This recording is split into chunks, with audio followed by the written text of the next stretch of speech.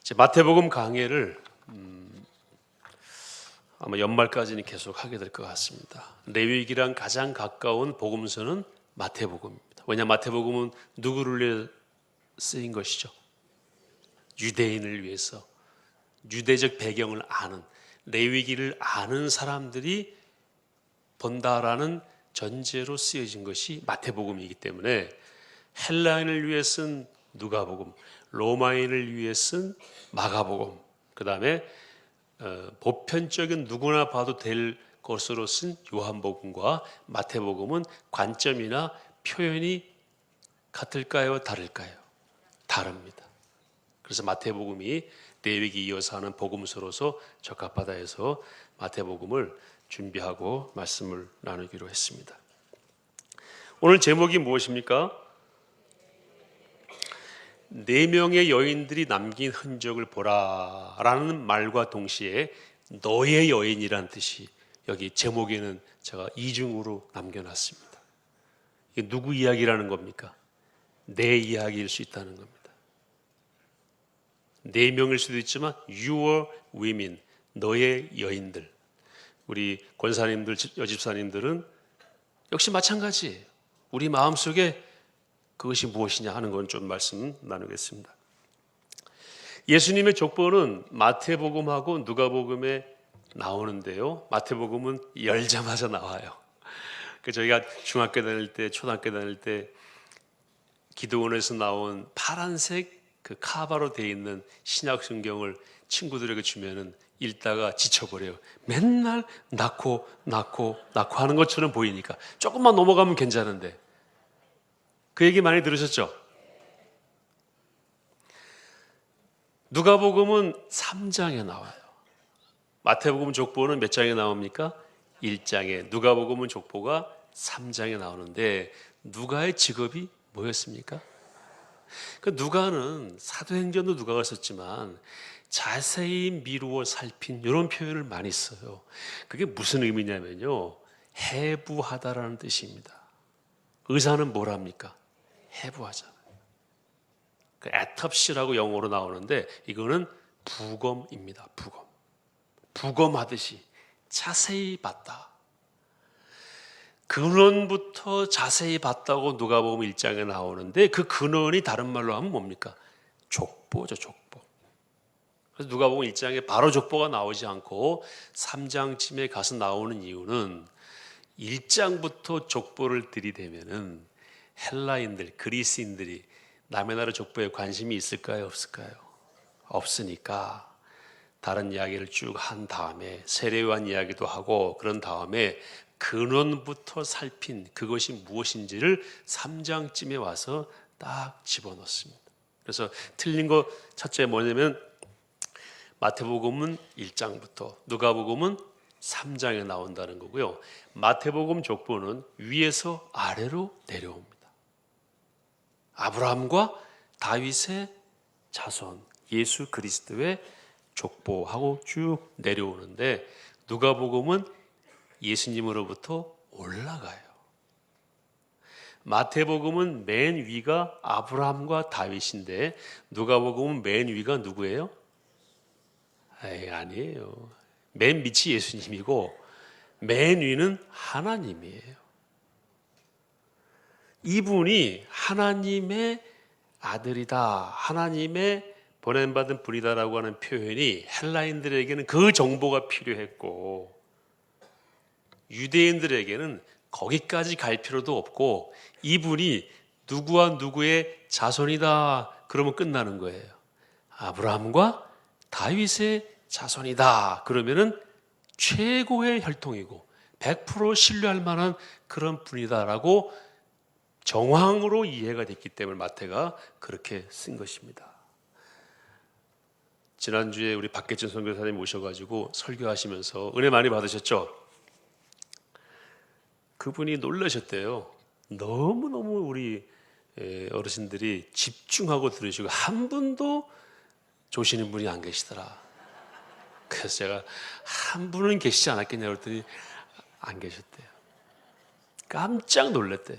너무너무 이 공동체에 대한 그 고정관념과 와서 뵌 모습 보고 깜짝 놀랐대. 저를 한번 따라해 주시겠습니까? 목사님을 놀라게 하지 맙시다. 깜짝 놀라셨대요. 제가 지금 한 3, 4번 드린 말씀 이해가 되십니까? 저도 놀랐습니다. 자, 혹시 안 되신 분이 있을까 봐 이런 제가 경험을 한번 말씀드릴게요. 자, 91년이니까 한 27년 전쯤 됐겠죠. 그때 배낭을 메고 이집트 여행을 간 적이 있었어요. 그 이집트 청년들하고 대화를 하는데 한국에서 왔다니까 그때만 해도요, 중국 사람이냐고 물어보고 일본 사람이냐고 물어봤어요. 주로 일본 사람이냐고 먼저 물어보고 그 다음에 아니라고 그러면은 차이나라고 물어봤거든요.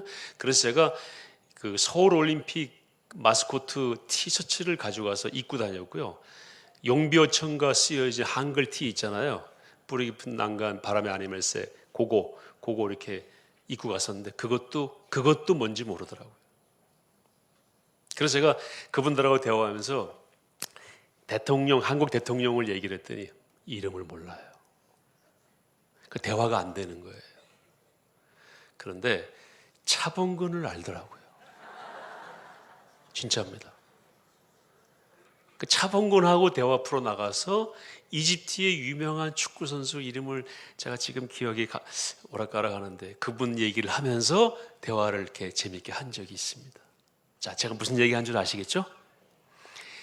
한국 사람들하고 대화할 때는 대통령을 중심으로 이야기하면 연표가 쭉 연결이 되지만 에집트 사람들은 관심도 없고 잘 몰라요. 그러니까 누구를 얘기해야 됩니까? 차범근을 얘기해야 돼요. 헬라인들에게 이분은 누구다라고 할 때 하나님의 아들이다라고 얘기를 해야 되지만 유대인들에겐 누구와 누구의 후손이다 그러면 끝나는 거예요. 아브라함과 다윗의 후손이다. 뭐냐면 아브라함은 믿음의 조상, 다윗은 왕이기 때문에. 그래서 마태복음하고 누가복음의 족보는 서로 다르게 이렇게 표현이 되어 있습니다. 유대인은 그가 누구냐 할 때에 아브라함과 다윗의 후손이다. 그러면은 더 볼 것도 없이 하고 관심을 갖게 되는 그런 특징이 있다고 성경 전체가 우리에게 말씀해 주고 있습니다.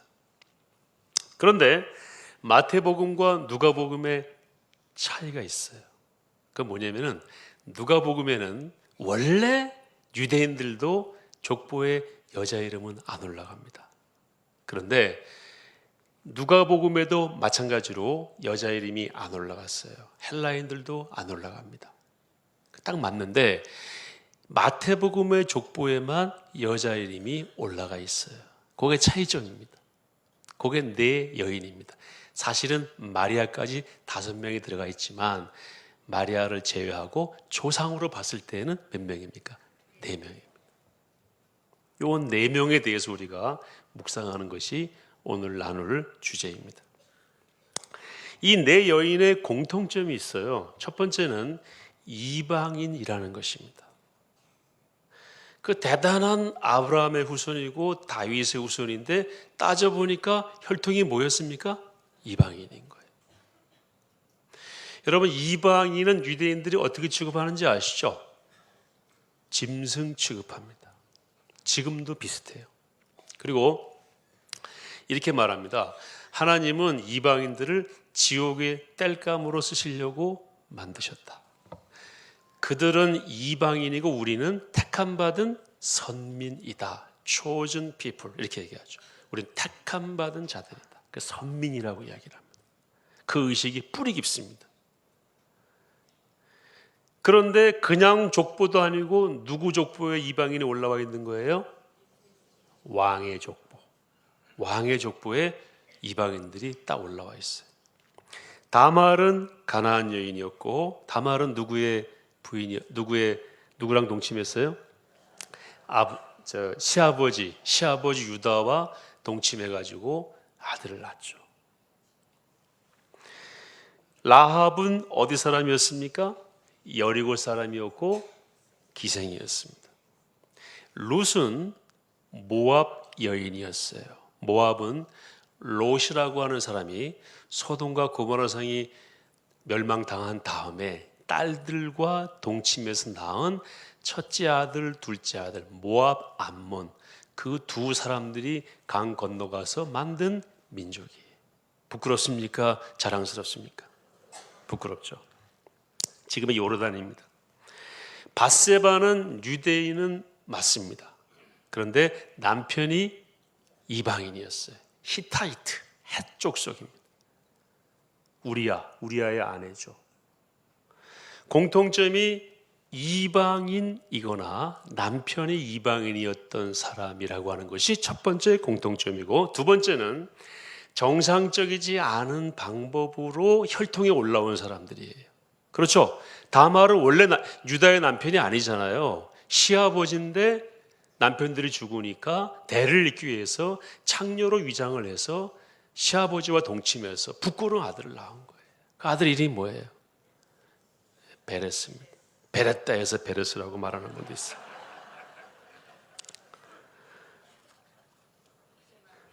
그 다음에 라합은 여리고 여인인데 직업이 뭐였습니까? 왜 이런지 모르겠어요. 기생이었어요. 살몬이라고 하는 사람하고 결혼해서 누구를 낳았습니까? 보아스를 낳았어요. 제가 그 마리아 원서회 때 지지난 잠깐 설명드렸는데 저는 이 살몬이 참 위대하다라고 생각합니다. 그 기생 이방 여인을 뭐로 맞이했어요? 아내로 맞이했어요. 그래서 훌륭한 아들을 낳았어요. 보아스. 그런 것으로 보아서 살몬도 참 훌륭한 사람이었을 것이다. 그래서 그 살몬이 여리고성에 들어갔던 두 명의 정탐꾼 중에 한 명이 아닐까. 정탐하라고 보냈더니 이 기생 여인을 만나서 도움을 받고 그 고마움에 끌려서 아마 결혼까지 하지 않았을까. 그리고 정탐꾼을 보낼 때에는 멍청한 사람 보냅니까? 스마트한 사람 보냅니까?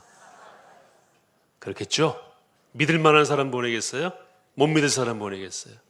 그러니까 꽤 괜찮은 사람이었던 건 분명한데 이 살몬이 라합과 결혼해서 아마 가정을 이루지 않았을까.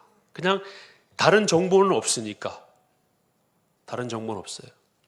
객관적으로 봤을 때 가능성이 매우 높은 이야기인데 누굴 통해 봐도 그러냐면은 그 아들을 통해 봐도 그렇지 않을까. 어쨌든 정상적이지 않은 방법으로 혈통에 들어왔어요. 가문에 들어왔어요. 세 번째가 요즘 우리 대예배 때 목사님 많이 말씀하시는 누굽니까? 밧세바. 본 남편은 자기 때문에 죽잖아요. 그리고 후처로서 다윗의 아내가 되어서 족보에 올라오게 됩니다. 그리고 과정을 다 보면은 세 번째 공통점은 다 부끄럽습니다. 혹 죄송하지만 어르신들 할머니 가운데 기생이 있으셨나요? 모르죠. 우린 몰라요. 노비가 있으셨어요. 노예. 그거는 반은 있었을 겁니다. 왜냐하면 조선시대 국민의 40%가 노비였습니다. 그러나 우리가 그걸 드러내지 않죠. 기록도 아마 안 했을 거예요. 그런데 그런 내용만 딱 끄집어내서 족보에 넣어놓은 거예요. 이름만 들어도 부끄러운 이름. 왜 여기에 넣어놨을까? 마태는 왜 이 사람들의 이름을 여기 굳이 집어넣어서 왕의 족보다라고 드러내고 그 밑에서 누가 나오셨다? 예수님이 나오셨다라고 했을까? 한번 그걸 생각해 보자는 겁니다. 반유대주의라는 게 있고요. 안티세마이티즘이라는 게 조금 어려울 수 있는데 유대주의에 반대하는 거. 유대주의가 뭐냐면은 아까 말씀드린 유대인들만 구원받는다. 유대인만 선택되었다. 우리는 음식도 다르게 먹는다. 비행기 탈 때 유대인은 미리 항공사에 주문을 하는 거 아시죠? 나 이 음식 준비해달라고. 그 항공사 직원이 그 사람 이름을 쓴 음식을 좌석에 갖다 줍니다. 혹시 그거 보시면 나도 먹을래. 저거 좋은 걸 거야. 아니에요. 맛도 하나도 없어요. 유대인만 먹는 그 코셔가 적용된 그런 음식을 따로 줍니다. 그거 먹으면서 뭐라고 그래 속으로? 이런 정결한 음식이 아닌 저 쓰레기 같은 음식을 먹는 사람들은 다 뭐다? 이방인이고 짐승 같다라고 얘기를 하는 이게 바로 유대주의입니다. 이거를 반대하고 비판하는 것이 반유대주의입니다. 반유대주의는 나쁘지 않아요. 그건 성경적이지 않으니까, 유대주의가 성경적이지 않으니까. 성경은 모든 믿는 사람이 구원에 이른다고 말씀하고 있죠. 근데 유대인들은 다 필요 없어, 혈통적으로 유대인이어야만 하나님의 자녀야. 이건 잘못된 것이죠. 그래서 반유대주의는 잘못된 것이지만, 그렇다고 해서 유대인들을 핍박하고 죽이는 것은 잘못된 것이다. 이게 안티세마이티즘이에요. 셈족을 반대하고 박해하는 것. 누가 했습니까? 히틀러가 했죠. 그건 잘못된 겁니다. 안티세마이티즘은 잘못된 거예요. 그러나 반유대주의는 상당히 우리 기독교 입장에서는 그 입장을 가져야 되는 것이 잘못됐기 때문에. 그걸 가장 앞장서서 비판했던 사람이 누구냐면요, 바울입니다. 바울. 그런 거 하지 말라고 맨날 얘기해요. 바울이 한 얘기 좀 소개해 드릴게요.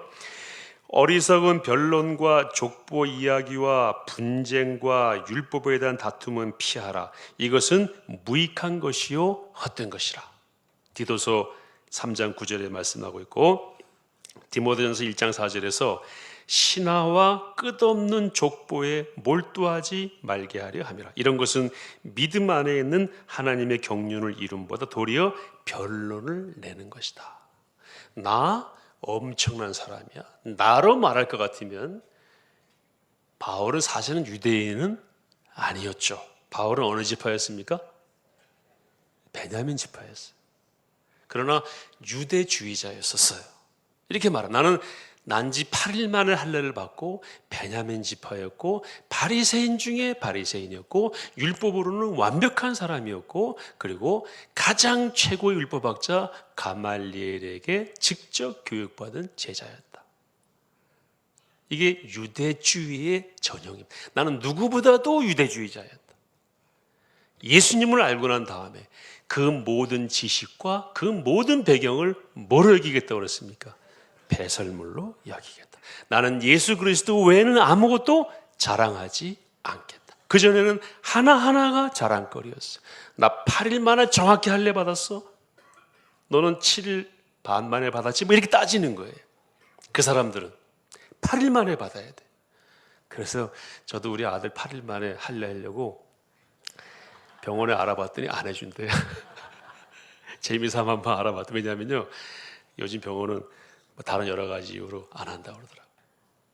근데 이 유대인들은요, 9일도 안 돼요, 7일도 안 돼요, 8일 만에. 율법에 나와 있으니까. 나는 바리새인 중에 바리새인, 율법을 너무나 잘 지켰기 때문에 나는 완벽한 율법주의자였다. 그런데 예수 믿고 난 다음에는 그거 아니라는 걸 알았다. 그건 다 우리를 그리스도께로 인도하는 몽학선생, 가정교사에 지나지 않았지. 그 자체가 우리를 구원하는 것은 아니었다. 이걸 바울이 깨달았어. 그래서 유대주의에 반하는 것은 상당 부분 성경적입니다. 이해되시죠? 예. 그런데 마태가 율법을 기록하면서 여기서 바로 유대주의에 대해서 도전을 하고 있는 것입니다. 몇 가지 나누도록 하겠습니다. 두 가지만 나누겠습니다. 이 4명의 여인의 이름을 족보에 넣어둔 이유, 첫 번째, 유대인 너희들, 특히 왕의 후손이라고 하는 너희들, 유다지파 속에서 다윗이 나왔으니까 유다지파의 상당수는 왕의 후손이었겠죠. 그리고 아브라함을 자랑하는 너희들, 남북한 통틀어서 가장 강력한 혈통은 백두혈통 아닌가요? 백두혈통이라고 자랑하는 너희들, 아무것도 아니다. 이 여인들을 봐라. 이렇게 부끄러운 과정을 통해서 너희 혈통이 형성이 된 것이다. 어디 시아버지가 그 며느리와 동침을 하고 그 위에는 더 딸과 동침한 아들의 후손들이 낳은 그 여자를 이방인인데 데리고 와서, 그것도 계대 결혼이라고 하는 율법에 허용이 되어 있지만 비정상적인 방법으로, 그것도 기생의 아들과 결혼해서 그렇게 해서 거기서 누가 나온 거예요? 다윗이 나온 거예요. 다윗이. 너희들이 그토록 자랑하는 순혈주의, 아주 깨끗한 피, 그 기준에 비추어 본다면은 이건 쓰레기 집안이다. 그 말씀을 하고 있는 겁니다. 자랑할 것이 있느냐? 그게 자랑거리가 되느냐? 그렇다면 내가 정확하게 알려주겠는데 그건 쓰레기통에 불과하다. 내가 다윗을 세웠다면 내가 세운 것이 다윗이 왕이 될 만한 자격이 있어서 세운 것이 아니다. 그러므로 다윗을 자랑하지 말라. 칼빈은 이렇게 말합니다. 하나님은 하나님 나라 건설에 있어서 인간의 공로를 문제 삼지 않았다. 제가 조금 각색을 하면요, 인간의 공로에 근거하지 않았다. 인간의 공로와 인간의 자격이 다윗 왕국 건설의 기초가 될 수가 있었다, 없었다? 없었다. 하나님은 하나님의 완벽하심과 하나님의 완전한 선하심으로 하나님의 역사를 이루어 가신 것이지, 이렇게 흠이 많고 부족한 사람들을 사용해서 하나님이 이루어 가시는 것이지 그들이 이 왕국의 토대가 될 수는 없다. 그걸 분명히 알아라 하고 마태복음 1장 1절에서부터 깨고 있는 거예요.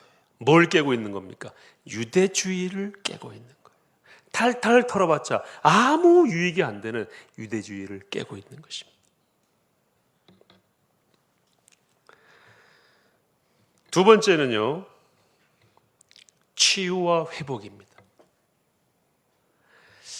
제가 퀴즈 하나 드릴게요. 마태복음 1장의 족보가 나왔는데 유대인들은 자기 조상들, 특별히 그 왕의 조상들이 그렇게 부끄러웠다는 거, 왕도 부끄러웠다는 거 알았을까요? 몰랐을까요? 자신 있게 말해보세요. 알았을까요? 몰랐을까요? 제가 룻기 4장을 보니까요, 그 룻이 아들을 낳았잖아요. 아직 룻은 아들을 못 낳았고 룻의 그 며느리, 맞습니다. 나오미가 그 어려웠고 나오미의 며느리가 룻이었잖아요. 룻이 아들을 낳았죠. 그 룻이 아들을 낳았는데 이름이 오벳이에요. 그리고 룻이 그것 때문에 뭐 7 아들보다 귀한 복을 받았다고 성경이 쭉 기록을 하고 있는데 룻기 4장 마지막이 어떻게 끝나는 줄 아세요? 다시 족보가 살짝 나옵니다. 여러분, 룻의 시어머니 나오미 이름이 뜻이 뭐였죠? 기쁨이라는 뜻인데요, 모압 땅에 가서 남편 잃고 2 아들 잃고 그 이방 여인 룻을 호구로 달고 오면서 동네 사람들에게 썼던 표현이 뭐예요? 나를 더 이상 나오미라고 부르지 말고 마라라고 부르라. 마라는 무슨 뜻이에요? 쓰다. 그 인생을 하나님이 완전히 회복시키셔가지고 다시 나오미의 이름을 갖게 한 것이 룻기의 스토리의 절정입니다.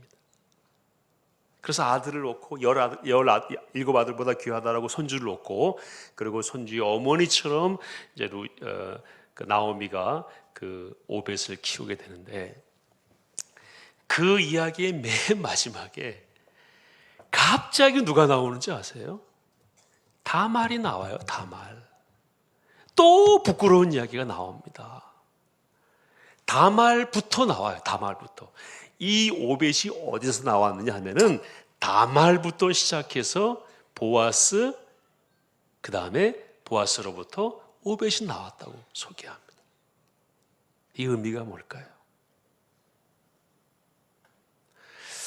감추고 싶은 거 감춘다고 치료가 됩니까? 안 됩니까? 우리가 치료받으려면 일단 드러내야 됩니다. 마태복음 1장에 이 4명의 여인을 집어넣은 것은 룻기에 넣은 것과 저는 의미가 같다고 봐요. 룻기의 마지막에 뭐라고 그랬습니까? 나오미가 마라가 됐다가 다시 뭐가 된 겁니까? 나오미가 된 거예요. 기쁜 사람이 슬픔으로 갔다가 다시 회복을 통해서 기쁨으로 바뀌는 것이 룻기 스토리의 절정인데, 거기에 타말의 이야기가 나오고 부끄러운 여인 라합의 이야기가 나오고 룻 본인의 이야기가 나와요. 3명의 여인이 거기 다 나옵니다. 하나님께서 더 이상 문제 삼지 않으신다는 거예요. 왜? 나오미의 회복을 말씀하고 있는 룻기니까. 그거 문제 삼는 거 내 뜻 아니라는 겁니다. 마태복음도 그거예요. 자랑한다고 덤벼들면은 부끄러워하는 할 줄 알아라고 하나님이 드러내시는 본문이고, 동시에 감추고 싶었지만 그 밑에서 누가 나왔다고요? 예수님이 나왔다. 내가 이 부끄러운 족보를 썼다. 내가 사용했다. 더 이상 부끄러워하지 말아라.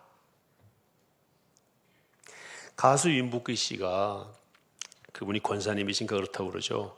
그분이 예수 안 믿을 때 이야기를 TV에 나와서 간증하는 걸 제가 한 10여 년 전인가 본 적이 있습니다. 제 기억이 맞다면 낙태를 2번 했다고 그러더라고요. 2번인가 3번 했다고 그러더라고요. 근데 딱 전제가 있어요. 제가 예수 믿기 전엔 그랬다고. 감추고 싶은 이야기이지만 지금은 하나님의 치유와 회복을 통해서 그것도 은혜의 한 자락이 되었다는 것을 말씀하고 있어요. 2번째 이야기가 윤복희 권사님이 하신 그 간증의 핵심이 2번째 이야기에 적용이 되는 것입니다. 제가 한 20여 년 전에 읽었던 그 편지가 하나 있는데 찾다가 못 찾았습니다. 저한테 온 편지는 아니고 어느 잡지에 실린 편지인데 그것도 한 7, 8년 되는 것 같아요. 제가 내용을 너무 충격받은 내용이라서 거의 다 기억합니다. 편지의 제목은 사위가 장모에게 드리는 편지. 들어보신 분 계십니까? 혹 찾으시면 저한테 좀 주시면 좋을 것 같아요. 제가 찾다가 못 찾았어요. 인터넷상에서. 사위가 장모에게 드리는 편지. 그 편지의 내용은 제가 대충 기억하면 이렇습니다. 장모님, 따님 그 이름을 대요. 미경 씨와 미경이와 저는 성가대에서 만났다고 얘기합니다. 너무 아름다운 하나님의 딸이었고, 그래서 우리는 결혼을 했지요. 그리고 미국으로 이민을 가서 이분이 사위가 목사가 됩니다. 그래서 교회가 부흥하고 너무너무 좋았는데 이 사모가 됐잖아요. 가출을 하고 마약을 하고 그러는 거예요.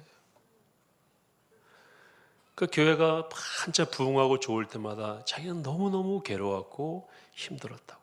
그리고 한번 집을 나가면 오랫동안 또 안 들어오니까 교회가 어떻게 되겠어요? 그래서 그분이 그 과정을 잘 견디고 10년쯤 10여 년을 그렇게 살았어요.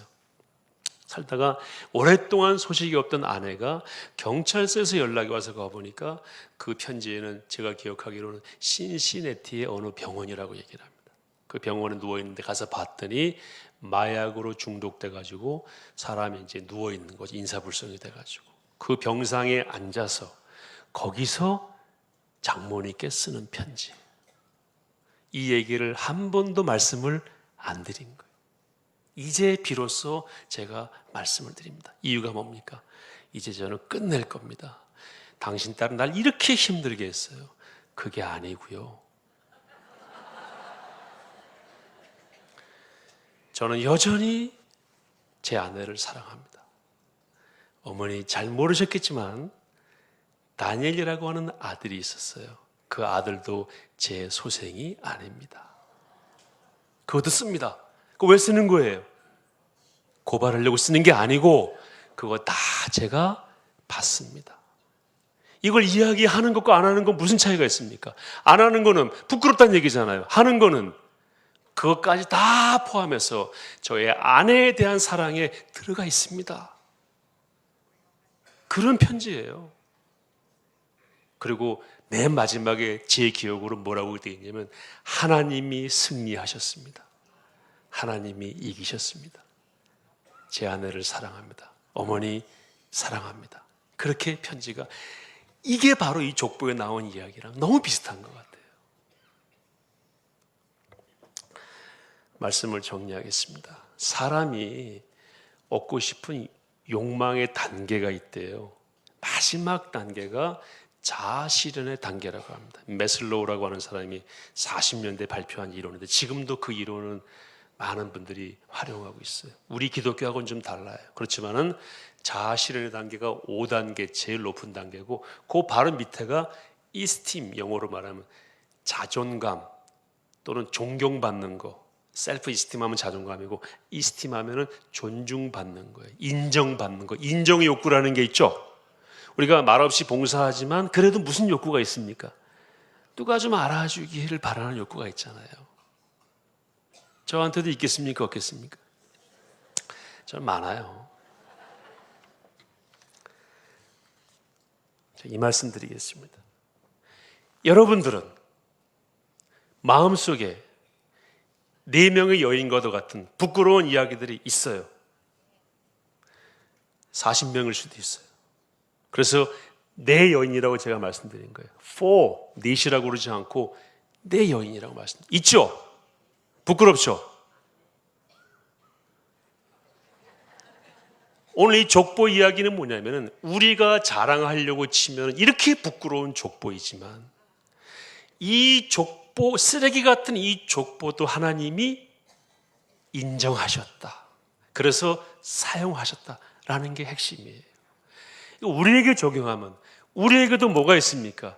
이런 여인들의 이름이 수십 명이 있지만 이런 부끄러운 일들이 있지만 하나님이 우리를 어떻게 하셨다는 겁니까?